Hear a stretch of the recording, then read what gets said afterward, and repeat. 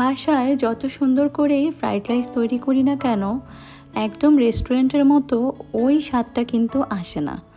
এই কমপ্লেনটি অনেকেরই আছে, আর এই কমপ্লেনটি আমারও ছিল কিছুদিন আগ পর্যন্ত। কিন্তু আজকে আপনাদেরকে সাথে নিয়ে আমি তৈরি করব একদম রেস্টুরেন্ট স্টাইলের, রেস্টুরেন্টের স্বাদের ফ্রাইড রাইস। আর থাকছে কিছু টিপস এবং ট্রিক্স। আসসালামু আলাইকুম, ওয়েলকাম টু আম্মুর রসুই ঘর। আজকে আপনাদেরকে সাথে নিয়ে তৈরি করব রেস্টুরেন্ট স্টাইলের ফ্রাইড রাইস। তাহলে চলুন তৈরি করা যাক।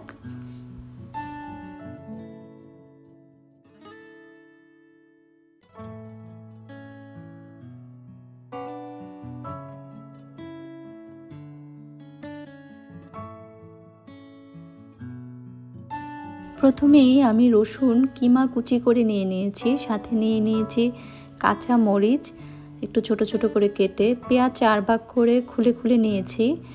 আর নিয়ে নিয়েছি চিংড়ি মাঝারি সাইজের, এগুলো একদম খোসা ছেড়ে মাথা ফেলে শুধু বডিটা আর লেজটা সহ নিয়েছি। আর ব্রয়লার মুরগির ব্রেস্ট পিস নিয়ে নিয়েছি আমি স্কোয়ার করে কেটে ছোট ছোট করে। আর পেঁয়াজের কলি নিয়েছি, গাজর কুচি করে নিয়েছি, আর ক্যাপসিকাম নিয়ে নিয়েছি 2 রকমের, হলুদ ক্যাপসিকাম এবং সবুজ ক্যাপসিকাম, আপনি চাইলে একটা ব্যবহার করতে পারেন।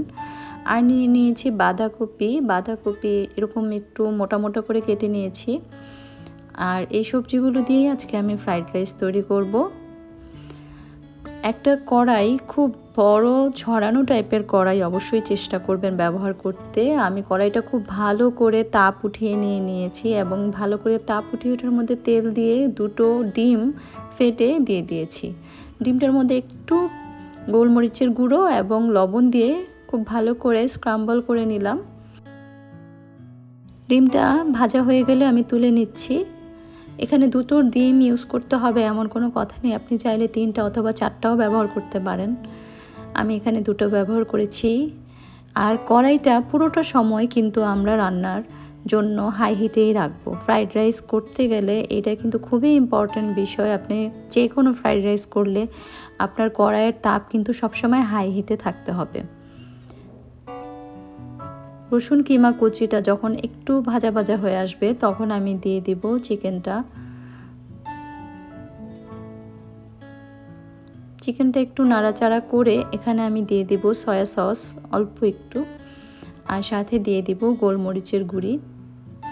যেহেতু সসের মধ্যে লবণ আছে সেহেতু এখানে আমার আলাদা করে আর লবণ দিতে হচ্ছে না।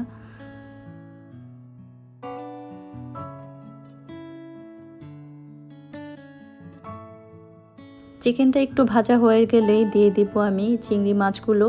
যেহেতু চিংড়ি মাছ হতে বেশি সময় লাগে না তাই এটা পরে আমরা ব্যবহার করলাম। এখন দিয়ে দিচ্ছি গাজর কুচিটা।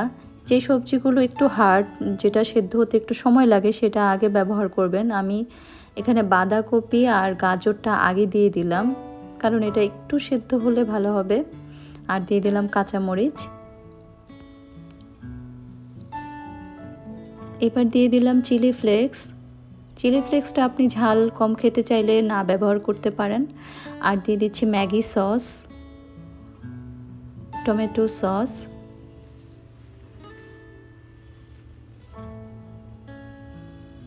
আর দিচ্ছি সয়া সস।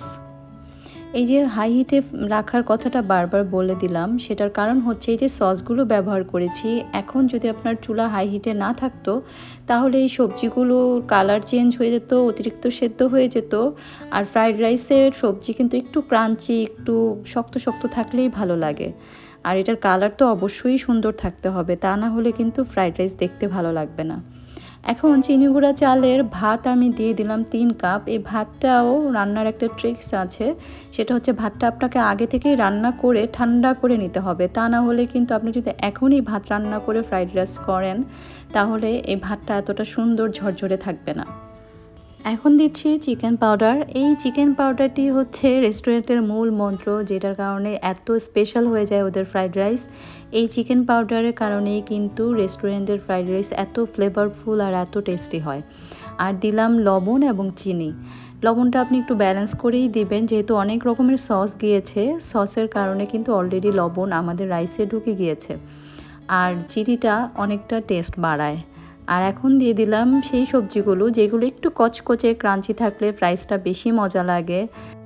তাই ক্যাপসিকাম আর হচ্ছে পেঁয়াজ পাতা আর পেঁয়াজ আমি একদম শেষে ব্যবহার করলাম।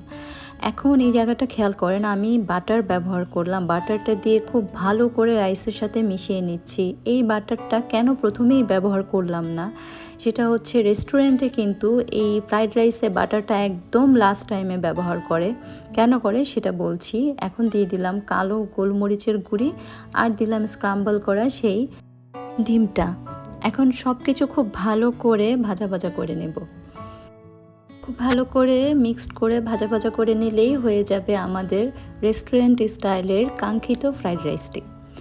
আচ্ছা, কেন আমি বাটারটা প্রথমে ব্যবহার করলাম না? রেস্টুরেন্টে একদম শেষের দিকেই বাটারটা ব্যবহার করা হয় যেন বাটারের ফ্লেভারটা আপনি যখন রাইসটা সার্ভ করবেন, আপনি যখন খাবেন তখন একদম সঙ্গে সঙ্গে সেই ফ্লেভারটা পান।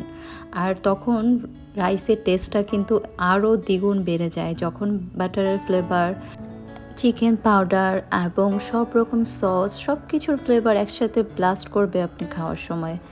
তো দেখলেন তো, কিছু টিপস এবং ট্রিক্স ফলো করলে আপনি নিজেও বাসায় তৈরি করে ফেলতে পারেন রেস্টুরেন্টের মতো খুবই টেস্টি মজাদার ফ্রাইড রাইসটি। তাহলে আমি আশা করব আপনারা অবশ্যই বাসায় এই রেসিপিটি ট্রাই করবেন। আজকের মতো বিদায় নিচ্ছি। সবাই ভালো থাকবেন, ভালো খাবেন। আল্লাহ হাফেজ।